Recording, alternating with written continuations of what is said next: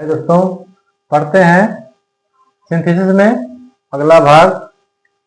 जो अगला नियम है सिंपल से सिंपल बनाना, यानी दो से अधिक वाक्यों को मिला करके एक सिंपल सेंटेंस बनाने के लिए बाय यूजिंग नॉमिनेटिव एब्सोल्यूट नियम द्वारा भी आप दो वाक्यों को, दो या दो से अधिक वाक्यों को कंबाइन करके एक वाक्य बना सकते हैं। तो अब इसमें क्या है, नॉमिनेटिव एब्सोल्यूट क्या है? जब आप पार्टिसिपल के पहले किसी सब्जेक्ट का प्रयोग करेंगे, ठीक है, तो वह नॉमिनेटिव एब्सोल्यूट कहलाता है। पार्टिसिपल जो पढ़े हैं सिंथेसिस में सिंपल बनाने का पहला नियम, ठीक है, उसी के पहले जब सब्जेक्ट का प्रयोग करेंगे तो वह नॉमिनेटिव एब्सोल्यूट कहलाता है। और इसका प्रयोग तब होता है जब आप के दोनों वाक्यों में अलग अलग सब्जेक्ट हों। पार्टिसिपल में क्या था, उसमें सब्जेक्ट एक ही था। दोनों या तीन वाक्य अगर होते थे तो तीनों में सब्जेक्ट एक ही होता था या एक ही सब्जेक्ट के बारे में कहा गया होता था। लेकिन जब अलग अलग सब्जेक्ट के बारे में बताया जाए और उनको कंबाइन करना हो तब इस नियम का आप प्रयोग करेंगे। देखिए कैसे, उदाहरण से स्पष्ट हो जाएगा। जैसे दिया हो the weather was bad, we did not go out. देखिए ये दो वाक्य हैं। पहला वाक्य है द वेदर वाज बैड, मौसम खराब था। We did not go out, हम लोग बाहर नहीं गए। दो वाक्य हैं। अब देखिए सब्जेक्ट इसमें है द वेदर और दूसरे में है वी। दो सब्जेक्ट हुए, दोनों अलग अलग हैं, इसलिए पार्टिसिपल से आप इसको सिंथेसिस नहीं कर सकते। इसके लिए आप इस नियम पर आएंगे। तो अब इस नियम से आपको इनको कंबाइन करके एक सिंपल सेंटेंस बनाना है जिसमें इन दोनों वाक्यों का भाव शामिल हो। तो कह रहा है कि मौसम खराब था, हम लोग बाहर नहीं गए। जब एक वाक्य बनाएंगे तो वह हिंदी वाक्य क्या बनेगा? वह हो जाएगा मौसम के खराब होने पर हम लोग बाहर नहीं गए। यानी मौसम के खराब होने पर हम लोग बाहर नहीं गए। तो अब इसी को ट्रांसलेट करिए, क्या हो जाएगा? सब्जेक्ट मौसम के खराब होने पर अर्थात सब्जेक्ट बनेगा द वेदर। The weather. अब देखिए यह प्रेजेंट पास्ट टेंस में है, सिंपल पास्ट टेंस में है, इसी के लिए बीइंग लग रहा है। अगर सिंपल प्रेजेंट रहेगा तब भी बीइंग लगेगा। तो द वेदर बीइंग बैड है ना, इसका लूप हो गया। अब यहां आप रुक रहे हैं थोड़ा सा, इसलिए सिंगल कॉमा हो जाएगा। बैड। अब दूसरा subject we did not go out, ठीक है। तो अब यह आपका कंबाइन होकर के एक वाक्य बन गया और यह सिंपल वाक्य बना। क्यों? क्योंकि आपने एक ही टेंस का प्रयोग किया, केवल एक टेंस है इसमें, एक ही फिनिट वर्ब है।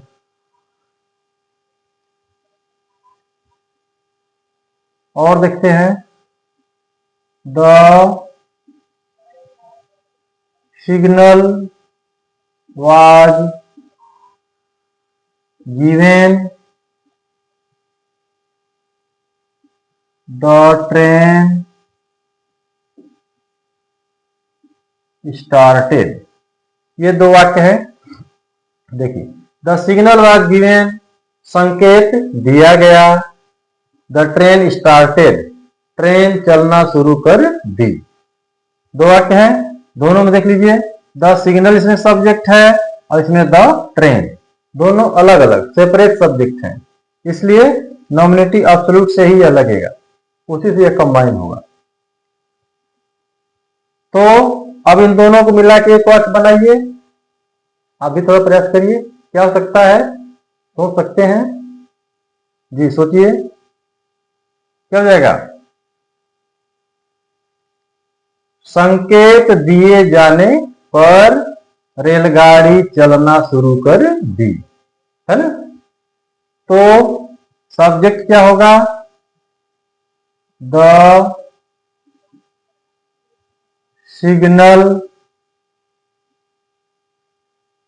बीइंग, देखिए भी पास्ट टेंस में है, सिग्नल बीइंग गिवेन, संकेत दिए जाने पर क्या हुआ, रेलगाड़ी चलना शुरू कर दी। द ट्रेन स्टार्टेड, देखिए हो गया। तो सब्जेक्ट के बाद पार्टिसिपल का प्रयोग हुआ, इसलिए यह नॉमिनेटिव एब्सोल्यूट से आपका वाक्य बन रहा है। यहां भी देखिए द वेदर सब्जेक्ट है, उसके बाद पार्टिसिपल का प्रयोग है। और देखते हैं,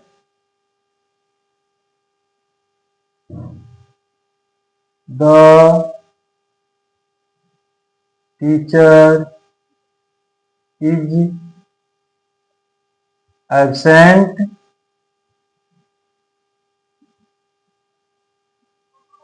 children are making a noise, देखिए द टीचर इज एब्सेंट, अध्यापक अनुपस्थित हैं, children are making a noise, बच्चे शोर कर रहे हैं। तो अब दो वाक्य हैं, दोनों में देखिए दो अलग अलग सब्जेक्ट हैं, तो जब कंबाइन करेंगे सिंथेसिस के द्वारा तो आप इसी नियम का प्रयोग करेंगे। अब सिंपल आपको बनाना है अगला नया वाक्य जो बनेगा, तो वाक्य क्या बन जाएगा, अध्यापक के अनुपस्थित होने पर बच्चे शोर कर रहे हैं, ये आपका हिंदी वाक्य बनेगा। अब इसी को हम अंग्रेजी में लिख देंगे, तो सब्जेक्ट द टीचर हो जाएगा, चिल्ड्रेन नहीं होगा, नहीं, पहले अध्यापक की बात आ रही है, तो द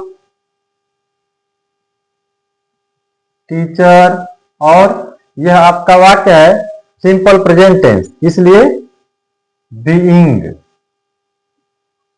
द टीचर बीइंग क्या होने पर, एब्सेंट, अनुपस्थित होने पर क्या हुआ, बच्चे शोर कर रहे हैं, यह वाक्य आपका उसी तरह से लिख देंगे, children are making a noise, ठीक है। और कभी कभी देखिए कैसे आपका वाक्य आ जाता है, the police arrived the thief ran away, ऐसे देखिए कह रहा है द पुलिस अराइव्ड, पुलिस पहुंच गई, द thief ran away, चोर भाग गया। अब यहां भी देखिए दो सब्जेक्ट हैं, दोनों वाक्य में अलग अलग, द पुलिस यहां और यहां द thief अलग है, तो इसी नियम से आपका सिंथेसिस बनेगा। अब हिंदी क्या हो जाएगी भाई, अगर हम इन दोनों को कंबाइन करते हैं तो हिंदी क्या होगी, एक वाक्य बनने के बाद देखिए पुलिस पहुंच गई, चोर भाग गया, यानी पुलिस के पहुंचने के बाद चोर भाग गया, है ना। तो अब यह है देखिए पास्ट इंडेफिनिट टेंस में दोनों वाक्य हैं, इसलिए अब बीइंग का प्रयोग नहीं होगा, ठीक है। अगर सिंपल प्रेजेंट या सिंपल पास्ट में आपका वाक्य था पहला, तो आप सब्जेक्ट के बाद बीइंग का प्रयोग करते थे, लेकिन यह पास्ट इंडेफिनिट टेंस है तो बीइंग का प्रयोग नहीं होगा। क्या हो जाएगा, पहला सब्जेक्ट है द पुलिस और आप लगाएंगे हैविंग, ठीक है, और मेन वर्ब का थर्ड फॉर्म, ये सेकेंड है, आपको थर्ड लगाना, तो यह थर्ड भी यही होता है। द पुलिस हैविंग अराइव्ड, क्या हुआ? द थिफ रैन अवे, यानी पुलिस के पहुंचने के बाद चोर भाग गया। तो इस तरह से आप बाय यूजिंग नॉमिनेटिव एब्सोल्यूट, जब सब्जेक्ट अलग अलग हों और आपको सिंथेसिस बनानी हो, तो आप इस नियम का प्रयोग करेंगे।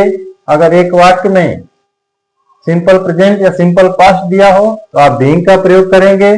दोनों वाक्य अगर पास्ट इंडेफिनिट में हो तो हैविंग का प्रयोग करके मेन वर्ब के थर्ड फॉर्म का प्रयोग करेंगे।